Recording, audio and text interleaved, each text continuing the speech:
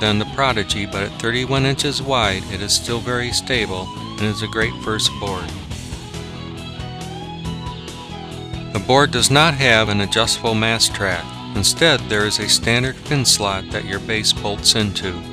You can vary the location of the base a few inches, but of course you must stop to loosen the bolts, move the base, then retighten the bolts again. The 293 has a good working centerboard and gasket. The Bic 293 centerboard is the white one in the middle of the picture. You can see it's smaller than the Prodigy centerboard on the far left. Because it's smaller and has a thinner profile, it weighs 12 pounds less than a Prodigy. This board is considered a large size board, however it is light enough for just about anyone to carry. I highly recommend people demo ride a Bic 293, as almost everyone finds it greatly to their liking. This board new, without a rig, costs around $850. The yellow Bic Techno 2 on the far right was introduced in 2006 and is in the class of short wide style boards that became very popular in the early 2000s.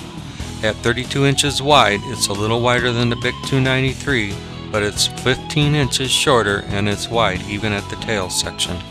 Considering its size and rating of 160 liters of volume, this board is incredibly stable. A 200-pound sized adult has no problem with the stability of this board. The Techno 282 has no centerboard, which makes going upwind on it a hard task for the beginning windsurfer. However, for the right person with the right local sailing conditions, this board can be a very good first board. Because of its short length, this board can easily fit inside even a small minivan. The Bic Techno 282 is a performance board you can't outgrow.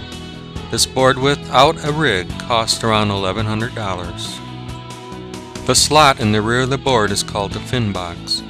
None of the three boards we looked at are of the same fin box type. The Prodigy fin is on the left, the Bic 293 fin is in the middle, and the Techno 2 fin is on the right. If you look closely, you'll see the top part of the three fins are all shaped differently, and the fin on the right even uses 2 bolts to fasten it on instead of 1.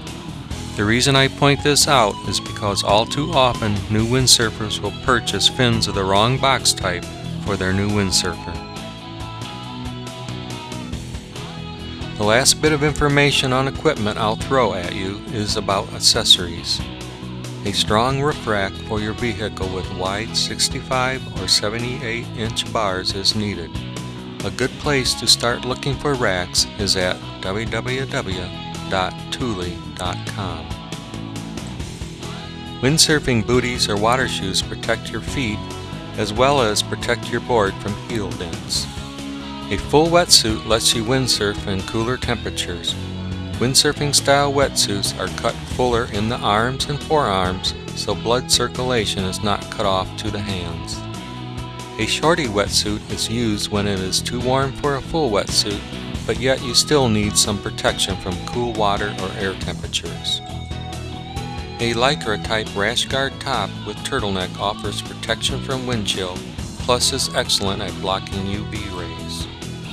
Because one carries boards or sails on their head, a hat without the hard button on top is best. Also, a long bill gives better shade on the face. The most important accessory you must have, but it is not mandatory in most localities, is a life vest. In my opinion, a beginning windsurfer should not sail without a life vest on.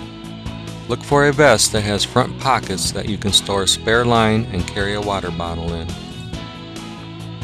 I hope you enjoyed this introduction to equipment. Part of what makes windsurfing a great sport is that the consumer has many choices.